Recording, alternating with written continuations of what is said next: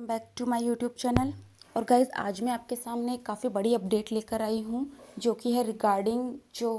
UFM का काफ़ी issue चल रहा था, ट्विटर पे भी काफ़ी ट्रेंड कर रहा था एसएससी सीएचएसएल 2018 के रिज़ल्ट के बारे में। तो उसी के रिगार्डिंग एसएससी ने एक अपडेट जारी की है, जो कि उन्होंने 15 अप्रैल 2020 को अपनी ऑफिशियल वेबसाइट पर अपडेट की है। और आप देख सकते हैं, मैंने वहीं से उनका ये जो पीडीएफ है वो डाउनलोड किया है। तो इस नोटिस में जो भी एसएससी ने बताया है वो मैं आपको आज पूरा पढ़कर आपके सामने क्लियर कर देना चाहती हूँ, और इस इन्फॉर्मेशन के बारे में आप लोगों को अपडेट करना चाह रही हूँ। तो गाइज़, जैसे कि आप देख सकते हैं, मैंने ये ssc.nic.in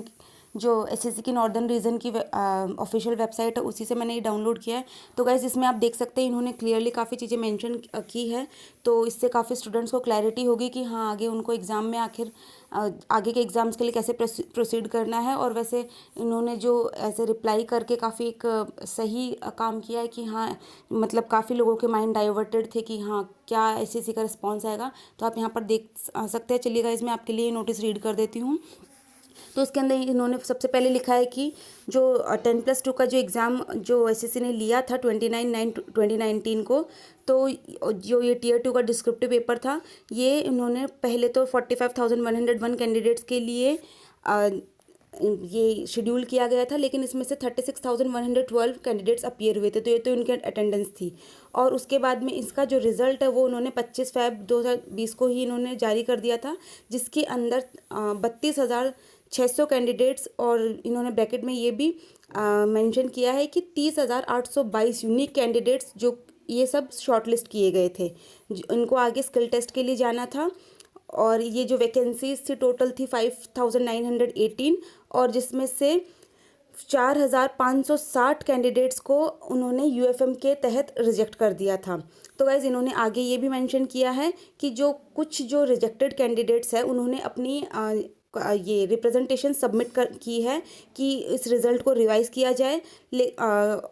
for revising the decision of the commission about their rejection, कि उनको आखिर क्यों रिजेक्ट किया गया है, उसके लिए काफ़ी रिप्रेजेंटेशंस उसके पास में गई थी। तो इस फिर उन्होंने थर्ड पॉइंट में मेंशन किया है कि in this regard instruction given in the notice are as under.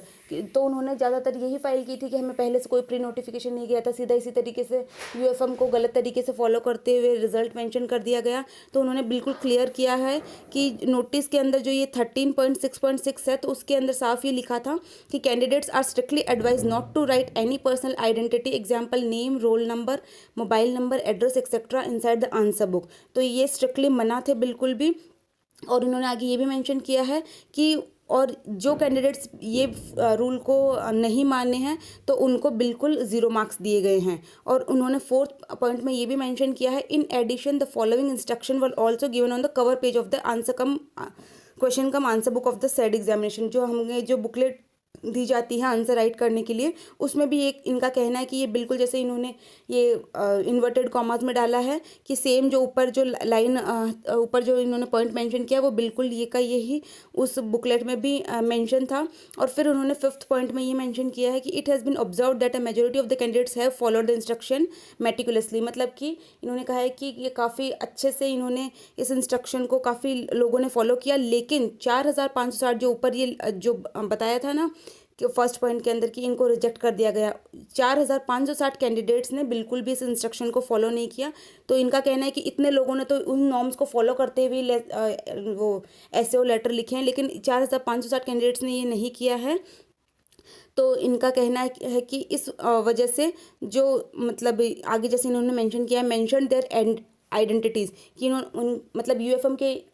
तहत इन्होंने किस चीज़ को कंसिडर किया है कि वो जो बाकी बचे 4,560 कैंडिडेट से, उन्होंने अपनी आइडेंटिटीज़ किस टाइप से मेंशन करने की ट्राई तो नहीं कह सकते, लेकिन हाँ कि उनको क्या लगा कि इस तरीके से कि इन्होंने मेंशन किया आइडेंटिटीज़, लाइक इन्होंने लिखा है रियल और imaginary, example name, address, mobile number, ये सब नहीं लिखना था जो उन्होंने लिखा है आंसर बुक्स के अंदर। और ये आगे ये भी कहते हैं कि on the basis of identities real और इमेजिनरी, कि जो भी आइडेंटिटी आपने डाली हो, चाहे वो आपने इमेजिनरी डाली हो, लेकिन एसएससी को तो चूँकि आपको नाम नहीं पता है, तो वो एक तरीके से उनके लिए तो वो ओरिजिनली मानेंगे। हाँ, आपने ज़रूर वो इमेजिनरी, तो आप ये ज़रूर कह सकते हैं कि आप टैली कर लो कि हाँ ये हमारा एक्चुअल नेम नहीं है, लेकिन इनका कहीं कुछ हद तक इनका भी कहना सही है, क्योंकि कई लोग होते हैं जो क्या पता एसएससी का ये सोचना हो कि भाई हम इस तरीके का नेम मेंशन करेंगे तो क्या पता मतलब हमारी कॉपी कहीं कि ये पहचान ली जाए, इस तरीके का बहुत सारे ये आगे चलाए जा सकते हैं कि भाई ये वो बोलते हैं ना, अनुमान लगा सकते हैं कि इस तरीके से हमारी कॉपी आइडेंटिफाई हो सकती है। या एसएससी ने सोचा होगा कि अगर कोई इमेजिनरी नेम किसी को बता रखा हो उस तरीके से आइडेंटिफाई हो जाए, तो एसएससी ने पूरा स्ट्रिक्टली फॉलो किया है कि किसी भी तरीके की कोई भी ऐसी एक्टिविटी ना हो जिससे कि अगर गलती से भी कोई अगर कोई गलत बंदा कोई पोस्ट पे ना चला जाए, तो इस तरीके से उन्होंने बिल्कुल पूरी अपनी तरफ से सतर्कता बरतने की ट्राई की है। क्योंकि जैसे 2017 में आपने देखा था काफ़ी लंबा केस चला था और एसएससी पे काफ़ी इल्ज़ाम लगे थे। तो वैसे देखा जाए तो स्टूडेंट्स का भी कहना सही है और एसएससी का भी अपनी जगह पे कहना सही है, क्योंकि इट्स नॉट पॉसिबल कि इतने सारे स्टूडेंट्स को बिल्कुल जज करना, बिल्कुल ये कि हाँ उन्होंने इमेजिनरी ही लिखा है। तो एक तरीके से शायद मेरा कहना ये होगा कि उस टाइम बिल्कुल भी इमेजिनरी को भी बिल्कुल उस जैसे बाकी लोगों ने फॉलो किया है जो रिमेनिंग है उस तरीके से फॉलो कर लेना ही शायद सही वे होता।